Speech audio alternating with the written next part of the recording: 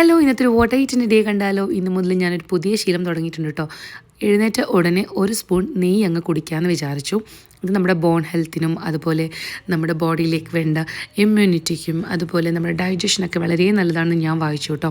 അതിനുശേഷം ഞാൻ കുറച്ച് ഇളം ചൂടുവെള്ളം കുടിച്ചു.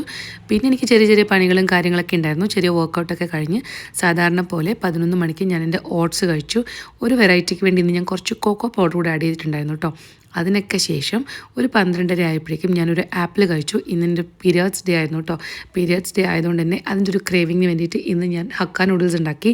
അങ്ങനെ ഇത് ഞങ്ങൾ 2 പേരും കൂടെ ഷെയർ ചെയ്ത് കഴിച്ചു കേട്ടോ. ഞാൻ ഒറ്റയ്ക്ക് കഴിച്ചില്ല. പിന്നെ വൈകുന്നേരം 7 മണിയായപ്പോഴേക്കും ഞാനിത് എഗ് യോക്ക് ഒഴിവാക്കിയിട്ട് എഗ് വൈറ്റ് മാത്രം വെച്ചിട്ട് ഞാനൊരു ഓംലെറ്റ് ഉണ്ടാക്കി.